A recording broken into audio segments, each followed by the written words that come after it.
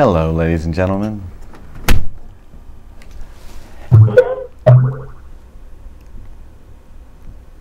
Hello. Hello. Are you our Venezuelan citizen guest? Yes. Could you tell us a little bit about what is going on there right now? Well, what started as a protest by students because of high crime, insecurity, and shortages of basic goods turned out to be a very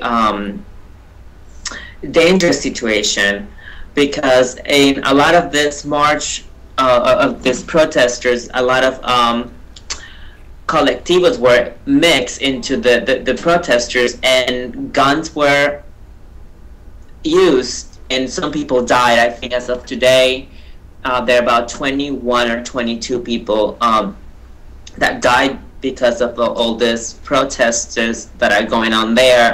What is a colectivo? You mentioned the word colectivo. What is that? Collectivos are a form of parliament of groups that are aided by the government. They are armed by the government to repress people. So how do they repress people?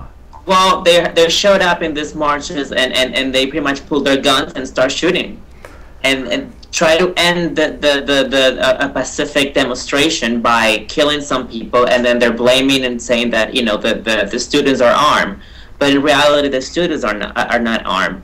They're armed for the collectivos, which could these are related to the government officials that are supporting all this. Let me ask you about the influence of Cuba in all of this, because, you know, the last sort of, I mean, there's a propaganda level as well from the American government, and the last couple weeks, you know, the push was, oh, it's, you know, all Cuban influence. That you know, Venezuela is really an outpost of Cuba. So kind of pivot people to be against Venezuela because of against Maduro because he's aligned with Cuba. Could you talk a little bit about that?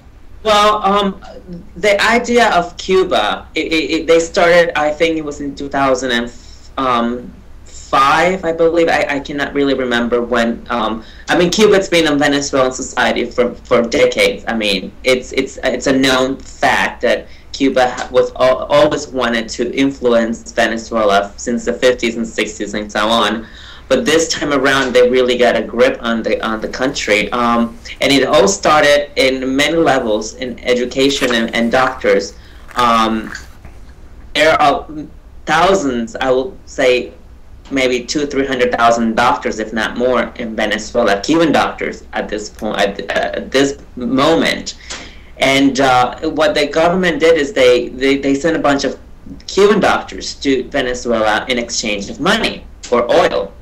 These doctors get very little pay, and a lot of them are actually, they have to check, I believe, every week or 2 weeks to a certain place to make sure that they're still in Venezuela, all these Cubans. And a lot of them, they don't check in, they run away, they cross the border into Colombia, and they seek asylum at the U.S. Embassy there, and they end up in Miami. Last year, about 8,000 doctors end up, between 2012 and 2014. For 13, about 8,000 doctors, Cuban doctors, end up in Miami. And just like doctors, they have teachers, they have people in immigration working, they have military working now. And Cuban generals are actually instructing Venezuelan generals how to run the country, how to repress people in Venezuela. They're showing them a lot of not really good things. And it's very sad because the Venezuelan military seems to be, at this point, you know, just there collecting a salary because they are the ones that make most of the money. They earn a lot of money there. So I guess they have to protect a regime. They're not being there to protect the people. They're protecting the regime at this point. Lorraine, you have any questions? Well, I mean, I was just thinking that everyone should have left by now. If it's as bad as he said, not just the doctors, but everyone who can get out of there should try to get out of there. Well, when you said everybody to get out of there, it's very hard to get out of there. One, if you are Venezuelan, for example, and you are a mother, and I mean, if it's a couple and they have kids, I mean, What are they going to do? Run away and leave their goods behind to go to another country? And how do you get out of the country? One, if you go to a travel agency today to purchase an airfare ticket to go to Miami or to go to Madrid or wherever you want to go, wherever you have families, most likely you will not be able to buy a ticket within 6 to 7 months from now, because there aren't any tickets. The airlines are actually cutting the the amount of flights they have weekly to Venezuela as we speak, because the government has a debt of over $3.5 billion to the airline industry, from American airliners to European airliners to South American airliners. They are heavily indebted with all these airlines. So that's one thing. If you sell your apartment, what are you going to do with all these bolivares you're going to get? Because you will not be able to buy these dollars unless you buy them on the black market at an astronomical rate. So you're going to get very little money at the end of the day to move to another country and relocate. Or it's a very hard, it's a lot easier to say than actually doing it. Okay, well, there's your answer, Lorraine. I wanted to ask, wasn't Maduro elected though recently, and wasn't Yes. you know? And just hold on one second. When Chavez died, apparently Chavez died on March 5th. There's a lot of questions about this. It was said that even when they had his funeral and all these head of state showed up on Venezuela. It was in the news, and this is what I remember, that even Argentinian president, she was very concerned because she thought it was a toy, it was a doll that was in this coffin. It was not actually Chavez. A lot of people have a lot of issues regarding the way he died. Nobody believes that he died on March 5th, because he just disappeared and from December and was not seen since. Then you have that. Then the Constitution of Venezuela was actually not followed. They violated the Constitution. As per the Constitution, once Chavez died, the president of the National Assembly was supposed to take he was supposed to lead the government. But because Chavez designated his vice president, that's who took over, which was Maduro. So even Chavez, before he died, he violated the same constitution that he redrafted. So that's something that upset the population, because if the government is not following the constitution themselves, they're not following this, how do you expect them to follow it in other things? So that's one thing. Then we had the elections of Maduro in April, and it was very narrow. It was less than 2%, and it was supposed to be a recall of votes, and not even 15 to 20% of the votes were recounted. Apparently, a lot of boxes were missing. They had issues. At the end of the day, the electoral division of the government, the CNA, they refused to do accounting. So that's where there is this belief that the elections were clean and that Maduro was really elected. Lorraine, you have a question? Well, you said that the students started the protest. Are any of the students leaving? Can they get out? A lot of students, no, they're not leaving. They're not going anywhere. I mean, they're going to fight for their country. This is pretty much a second independence. The students are demanding a lot of issues, a lot of things that the government should comply. And the only way to really end this in a pacific way is that first, other head of state, they have to stop looking the other way, because just because they're getting some barrels of oil a day at very cheap, or with 1% interest rate for 25 years, they're just looking the other way and they're not saying anything. Tell us a little bit about the scarcity, and just pull your camera a little bit down towards you. Thank you. There's scarcity. It's a issue that has been affecting the country for over a year now, if not longer.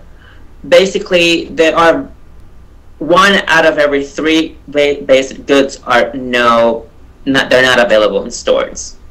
there's a lot of issues with milk, diapers, toilet paper. I mean, these are things that you will never think that they will be gone one day, and you have to hunt and wait 2-3 hours in line in a supermarket to be able to get it, or to be given a number to be able to purchase a thing. And when you get to the store after you waited 2 hours outside in the sun or the rain, they're gone. So they're selling. The government is selling a lot of stuff in their government-controlled supermarkets. But these are very. You cannot buy 4 or 5 things. I mean, they'll sell you 1 or 2. So you have to hunt around. That became the new norm of Venezuelans. They are in a hunting.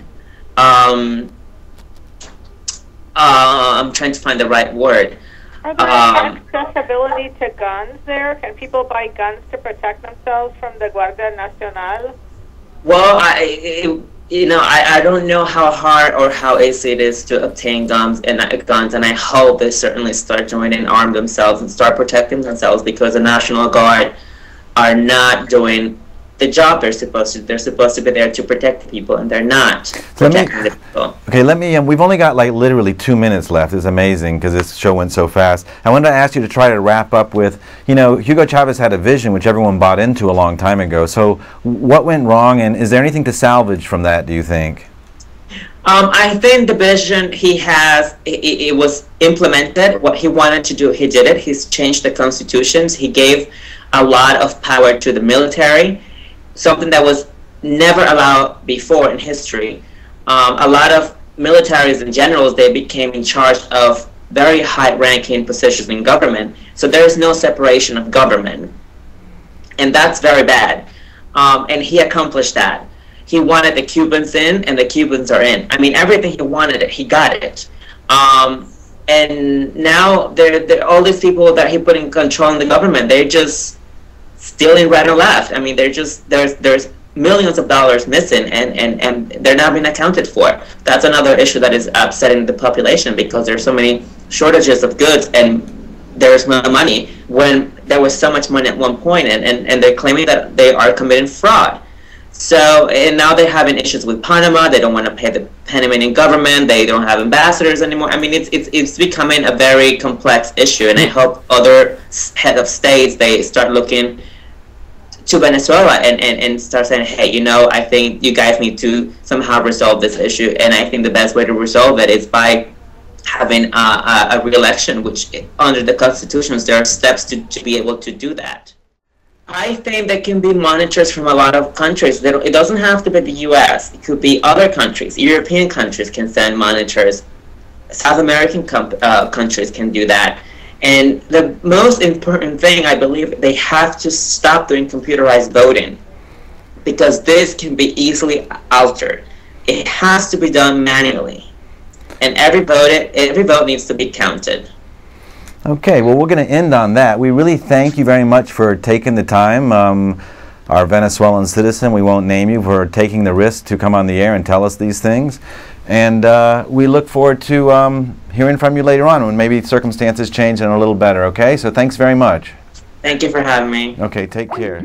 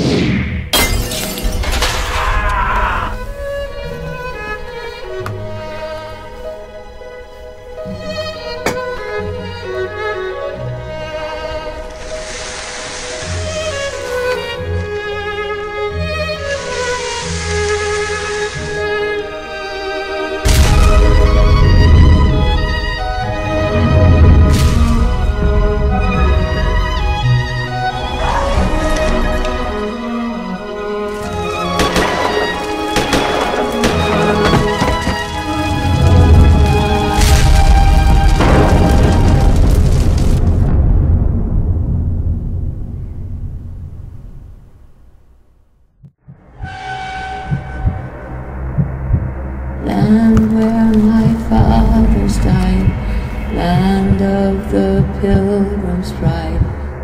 From every mountainside, let freedom ring.